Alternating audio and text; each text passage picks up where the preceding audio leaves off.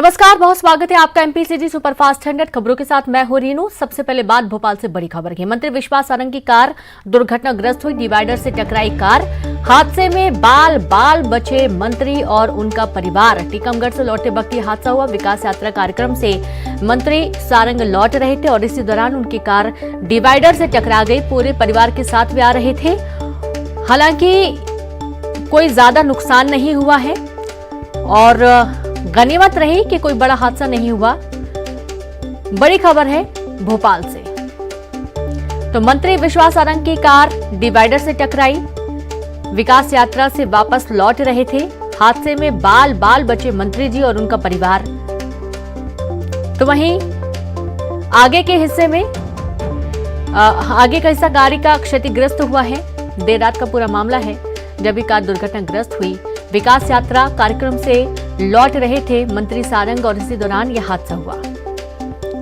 और संवाददाता बासु चौरे लाइव जुड़ गए हैं। बासु, मंत्री की कार दुर्घटनाग्रस्त हो गई, कैसे हुआ हादसा?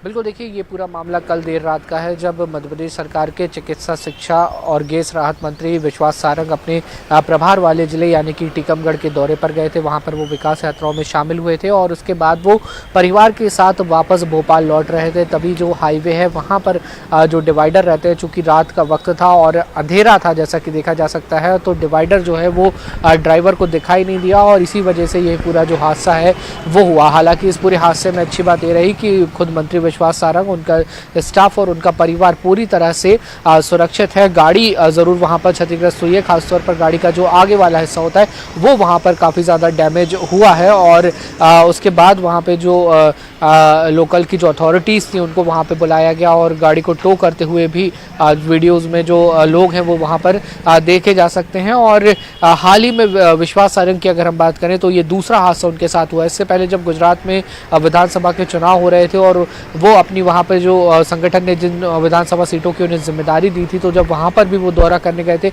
उस दौरान भी एक डंपर से विश्वास सारंग की कार टकरा गई थी, जिसमें गाड़ी का जो सामने का हिस्सा है और गाड़ी का जो गेट है जिस साइड खुद विश्वास सारंग बैठे हुए थे वो वाला हिस्सा बुरी तरह से वहाँ पे क्षतिग्रस्त हुआ था और बाल बाल मंत्री विश्वास सारंग बचे थे। और अब ये दूसरा बड़ा हादसा कहीं ना कहीं ये कहा जा सकता है कि खुशकिस्मती रही, बाल बाल विश्वास सारंग बचे और उनके साथ उनका परिवार भी मौजूद था। अगर हादसा थोड़ा और बड़ा होता और तो दिक्कतें जो थी वो और भी ज़्यादा बढ़ सकती थी। लेकिन अच्छी बात ये रही इस पूरे हादसे के दौरान कि किसी भी तरीके की कोई गंभीर चोटें वहाँ मौजूद किसी को भी नहीं आई हैं और जो गाड़ी है वो डिवाइडर से ही टकराई, किसी अन्य वाहन के साथ टक्कर नहीं हुई और पीछे भी दूर दूर तक कोई और दूसरे वाहन नहीं थे, जिसके चलते हादसे की भयावहता और भी ज़्यादा नहीं बढ़ी है। तो ये सबसे अच्छी बात इस पूरे हादसे के दौरान रही है। जी, बहुत शुक्रिया आपका वासु तमाम जानकारी के लिए। तो गनीमत रही कि बाल बाल सभी बच गए, कोई ज्यादा गंभीर चोट भी नहीं आई है और देर रात का ये पूरा मामला है।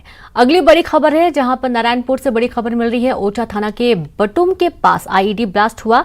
आईईडी ब्लास्ट में सीएफ का प्रधान आरक्षक शहीद हुआ। शहीद जवान का नाम संजय लकरा बताया जा रहा है। जशपुर के बम्हनपुरा गांव के रहने वाले थे संजय। सुबह 7 बजे के करीब नक्सली घटना हुई। एएसपी हेमसागर सिदार ने पुष्टि की। और संवाददाता खेम नारायण जुड़ गए हैं। खेम नारायण, ओछा थाना के बटुम के पास आईईडी ब्लास्ट हुआ है, पूरी जानकारी दें। जी, आपको मैं बता दूं कि नारायणपुर के जो जंगलों में इस वक्त जो है टीओसी शुरू होते ही नक्सलियों के द्वारा काफी वारदात किए जा रहे हैं और कुछ बड़े वारदात करने के फिराक में नक्सली लगे हुए हैं और सुरक्षा बल के जवानों को नुकसान पहुंचाने के लिए जो गश्त में निकलते हैं सुरक्षा बल के जवान, उनको घात पहुंचाने के लिए नक्सलियों ने आईडी प्लांट किया था, आईडी बम। और उस आईडी बम के चपेट में एक जवान जो है आज सुबह जो 7 बजे घटना हुई उसमें शहीद हो चुका है और जो शहीद जवान है प्रधान आरक्षक संजय लकरा की मृत्यु हो चुकी है। और अभी जो है पिछले कुछ दिनों से नक्सली जो है जंगलों में सक्रिय हो गए हैं और जो है सुरक्षा बल के जवानों को नुकसान पहुंचाने के इरादे से वो जो है जगह जगह पर आईडी बम प्लांट करके रखे हुए हैं।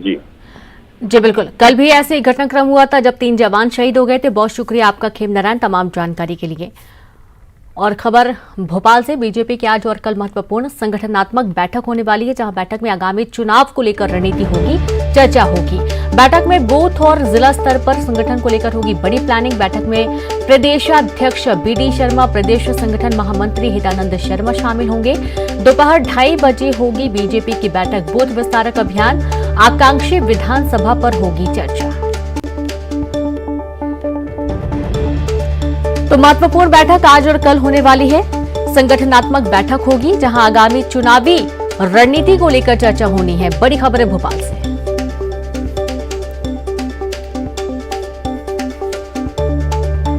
तो बैठक में बूथ और जिला स्तर पर संगठन को लेकर बड़ी प्लानिंग होगी। दोपहर 2:30 बजे से बैठक शुरू होगी। बूथ विस्तारक अभियान, आकांक्षी विधानसभा पर होगी चर्चा। और संवाददाता शैलेंद्र भदौरिया जुड़ गए हैं भोपाल से। शैलेंद्र, आज और कल बीजेपी की संगठनात्मक बैठक होने वाली है, संबंधित और क्या कुछ जानकारी इसमें? देखिए, बिल्कुल जिस तरीके से पिछले दिनों जब प्रदेश कार्य समिति हुई थी, उस समय एक बात बड़े जोर शोर से कही गई कि मध्य प्रदेश में 200 पार का नारा दिया गया था। नहीं, लक्ष्य जो है वो 200 पार का रखा है। उसके साथ ही गुजरात की तर्ज पर 52% मत प्रतिशत हासिल करने का लक्ष्य जो रखा गया है, उस लक्ष्य को कैसे प्राप्त किया जाएगा, इसको लेकर अब चिंतन और मंथन का दौर जारी है। और यही कारण है कि 2 दिवसीय बैठक जो है वो राजधानी भोपाल में आयोजित की गई। आज बैठक का पहला दिन रहेगा और पहले दिन में बूथ विस्तारक जो हैं उनके साथ बैठक होगी। इसके साथ ही आकांक्षी विधानसभा, यानी 103 आकांक्षी वो विधानसभा क्षेत्र जिनको 2018 में किन्हीं कारणों से बीजेपी नहीं जीत पाई थी, उन पर जीत को लेकर रणनीति बनाई जाएगी। इसके साथ ही अगर कल की बात करता हूँ तो कल बहुत महत्वपूर्ण दिन भी रहेगा, क्योंकि कल जिस तरीके से बीजेपी के 7 जो मोर्चे हैं अलग अलग, उन सब की पहले एक साथ बैठक होगी, उसके बाद अलग अलग बैठक आयोजित की जाएगी। इस बैठक में राष्ट्रीय संगठन मंत्री शिव कुमार जी रहने वाले हैं। इसके अलावा क्षेत्रीय संगठन महामंत्री अजय जामवाल और प्रदेश के जो बीजेपी प्रभारी हैं वो इसमें शामिल होने वाले हैं। तो तमाम जो कार्य योजनाएं हैं वो तैयार की जानी है। जो राष्ट्रीय कार्य समिति में जो दिशा निर्देश मिले थे, या फिर जो प्रदेश कार्य समिति में जो मंथन निकला था कि आखिर किस तरीके से 200 पार के लक्ष्य को प्राप्त करना है, तो उसके लिए बूथ लेवल पर किस तरीके से प्लानिंग होनी है, कि आकांक्षी विधानसभाओं को किस तरह से प्लानिंग होनी है, और जो मोर्चे हैं अलग अलग उनकी इस चुनाव में किस तरीके से भूमिका रहने वाली है, इस सब को लेकर 2 दिन तक लगातार राजधानी भोपाल में मंथन का दौर जारी रहेगा। जी, बहुत शुक्रिया आपका शैलेंद्र जानकारी के लिए। तो जाहिर सी बात है कि आगामी चुनावी रणनीति को लेकर मंथन चलने वाला है। 2 दिन ये प्रमुख बैठक होने वाली है। बात करेंगे रायपुर में चल रहे कांग्रेस के राष्ट्रीय अधिवेशन की। आज अंतिम दिन है। अधिवेशन में आज 3 प्रस्तावों पर चर्चा होगी। कृषि, किसान कल्याण, सामाजिक न्याय, युवा रोजगार और शिक्षा व्यवस्थाओं को लेकर अधिवेशन में चर्चा होगी। राहुल गांधी आज अधिवेशन को संबोधित करेंगे। इसके अलावा कांग्रेस के राष्ट्रीय अध्यक्ष मल्लिकार्जुन खड़गे समापन भाषण देंगे। तो वहीं अधिवेशन के बाद 3 बजे रायपुर के जोरा में आम सभा होगी। आम सभा को कांग्रेस अध्यक्ष मल्लिकार्जुन खड़गे, सोनिया गांधी, राहुल गांधी और सीएम भूपेश बघेल संबोधित करेंगे। कांग्रेस की आम सभा में 1.5 लाख लोगों के जुटने की संभावना जताई गई है।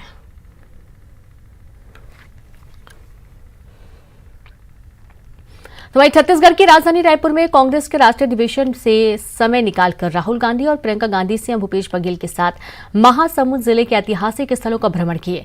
ये लोग शनिवार को सिरपुर स्थित विश्वविख्यात लक्ष्मण मंदिर, तिवरदेव बिहार और सुरंग टीला का अवलोकन करने पहुंचे। रायपुर में चल रहे कांग्रेस अधिवेशन के दूसरे दिन को अटेंड करने के बाद कांग्रेस नेता राहुल गांधी और प्रियंका गांधी आसपास घूमने निकल गए। राहुल और प्रियंका ने सिरपुर के प्रसिद्ध लक्ष्मण मंदिर को देखा। भारत में लाल ईंटों के नागर शैली के इस अनोखे और पहले मंदिर को सोमवंशीय राजाओं ने सन 525 से सन 540 के बीच बनवाया था। राहुल प्रियंका ने इस मंदिर को चारों तरफ से देखा। इसकी मूर्तियों, मंदिर की दीवारों पर बनी कलाकृतियों को देखकर वे आश्चर्यचकित हो गए। यह मंदिर 1700 साल से समय की मार झेलने के बावजूद मजबूती से खड़ा है। इस समय उनके साथ मुख्यमंत्री भूपेश बघेल भी थे। रायपुर से करीब 75 किलोमीटर दूर लक्ष्मण मंदिर स्थित है। महानदी के तट पर यह स्थित है और इसकी विशेषता है कि इस मंदिर में ईंटों पर नक्काशी करके कलाकृतियां निर्मित की गई हैं, जो अत्यंत सुंदर हैं, क्योंकि अक्सर पत्थर पर ही ऐसी सुंदर नक्काशी की जाती है। मंदिर के तोरण के ऊपर शेष शैया पर लेटे भगवान विष्णु की अद्भुत प्रतिमा है। इस प्रतिमा की नाभि से ब्रह्मा जी के उद्भव को दिखाया गया है। साथ ही भगवान विष्णु के चरणों में माता लक्ष्मी विराजमान है। इसके साथ ही मंदिर में भगवान विष्णु के दशावतारों को चित्रित किया गया है। हालांकि यह मंदिर भगवान विष्णु को समर्पित माना जाता है, लेकिन यहाँ गर्भगृह में लक्ष्मण जी की प्रतिमा विराजमान है। यह प्रतिमा 5 फन वाले शेषनाग पर आसीन है। Bureau report, news 18। और अब बात नरसिंहपुर से बड़ी खबर की, जहां बीजेपी जिला महामंत्री हरगोविंद पटेल का वायरल वीडियो, जहां ग्रामीणों से तू मैं करते दिखे हरगोविंद पटेल। जिला प्रभारी अमिता चपरा के सामने ग्रामीणों से बात की, बहस की। रोड ना बनने की समस्या लेकर पहुंचे थे ग्रामीण। जिला महामंत्री ने कहा, मेरी निजी जमीन नहीं बनेगी रोड, बाढ़ से ही चुनाव जीतकर बता दो तो मान जाए। ग्रामीण जिले के सिंगोटा गांव का ये पूरा मामला सामने आया है। बड़ी खबर है नरसिंहपुर से। तो देखिए, बीजेपी जिला महामंत्री हरगोविंद पटेल का वीडियो वायरल हो रहा है और यहाँ पर ग्रामीणों ने साफ कर दिया कि बाढ़ से ही चुनाव जीतकर बता दो तो मान जाएं। वहीं जिला महामंत्री ने कहा कि मेरी निजी जमीन रोड नहीं बनेगी। तो जिले के सिंगोटा का ये पूरा मामला है। खबर है नरसिंहपुर से।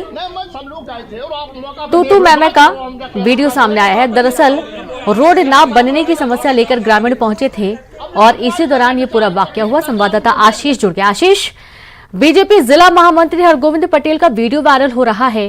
रोड ना बनने की मांग लेकर कि रोड बनाई जाए ग्रामीण पहुंचे थे, क्या कुछ विवाद हुआ यहाँ पर? जी, ग्रामीणों की पहले से मांग थी। पहले भी इन्होंने कलेक्टर और जगह जगह उन्होंने ज्ञापन दिया हुआ है, शिकायत दर्ज कराई है कि हरगोविंद पटेल के चलते रोड नहीं बन पा रही है। हाँ। उसको लेके प्रशासन ने जांच की बात की है, जांच चल रही है, अभी तक जांच नहीं हो पाई है। जब कल ये मामला अनिता चपरा के सामने पहुंचा तो उसको लेके हरगोविंद पटेल भी वहां मौजूद थे। उनका ये कहना था कि ये मेरी निजी जमीन है और मैं रोड नहीं बनने दूंगा, जबकि ग्रामीणों का ये आरोप है कि जो जमीन है वो सरकारी जमीन है और उन्होंने इस बात को लेकर शिकायत भी दर्ज कराई है कि सरकारी जमीन पर डॉक्टर हरगोविंद पटेल कब्जा किए हुए हैं। इन सारी बातों को लेकर हरगोविंद पटेल से हमने संपर्क भी करना चाहा, उनका फोन बंद आ रहा है। लेकिन जिस तरह से वीडियो वायरल हो रहा है उससे साफ समझ में आता कि ग्रामीण कई दिनों से परेशानियों में थे और अभी वर्तमान में जो चुनाव हुए कुछ दिन पहले, उसमें सरपंच का चुनाव जो हुआ है ग्रामीणों में किसी और का। जी, बहुत शुक्रिया आपका आशीष जानकारी के लिए। और अब बात बागेश्वर धाम के धीरेन्द्र शास्त्री टीकमगढ़ में है। 9 दिन चलने वाले रामकथा के आयोजन में दूर दूर से लोग पहुंच रहे हैं। अपने तेवर और कलेवर के लिए मशहूर बागेश्वर धाम सरकार का एक नया अवतार सामने आया। अब तक आपने बागेश्वर धाम सरकार को अपने भक्तों को आशीर्वाद देते हुए कई बार देखा होगा, लेकिन क्या कभी उन्हें फ्लाइंग किस देते हुए देखा है? देखिए रिपोर्ट। दम है, हम बोलते हैं, हम में नहीं है, आयन तो टाए टाए फुस। देश भर में नामी मध्य प्रदेश के अंतर्यामी यानी बागेश्वर धाम सरकार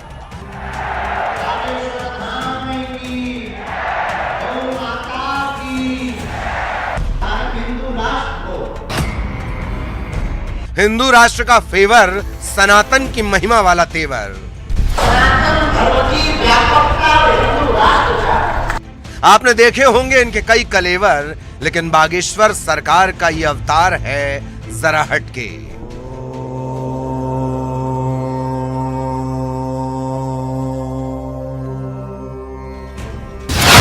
बागेश्वर धाम सरकार के दरबार में चमत्कार और चमत्कारों पर विवादों के वार आपने देखे और सुने होंगे, लेकिन ये सरकार दमदार हैं। सिर्फ हिंदू ही नहीं बल्कि दूसरे धर्मों के लोग भी इनकी एक आवाज पर सनातन की शरण में आ रहे हैं। अपने लाखों भक्तों के लिए बागेश्वर धाम सरकार का प्यार कई बार आपने देखा होगा। हाथ उठाकर आशीर्वाद देते और हाथ जोड़कर अभिवादन करते तो ये अक्सर नजर आते हैं, लेकिन अब भक्तों के लिए बागेश्वर धाम सरकार का प्यार नया अवतार ले चुका है। जी हां, अब पंडित धीरेन्द्र शास्त्री भक्तों को फ्लाइंग किस देने लगे हैं।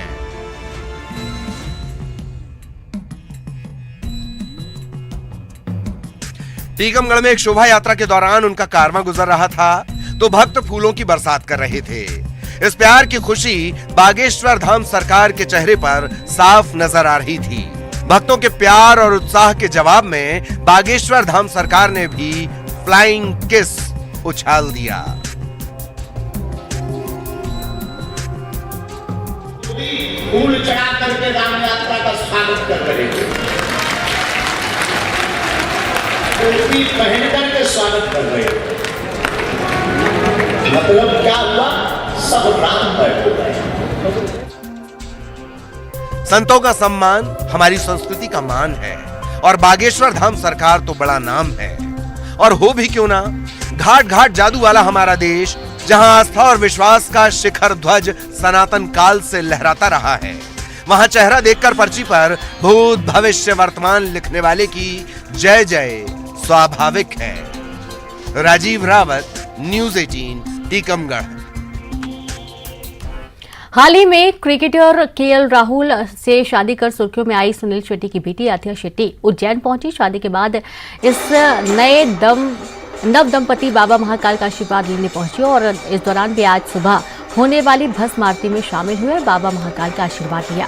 वहीं आरती के बाद गर्भगृह में जाकर पूजन अभिषेक किया गया। इस नए जोड़े को महाकाल मंदिर के पुजारियों ने पूरे विधि विधान के साथ पूजा करवाई।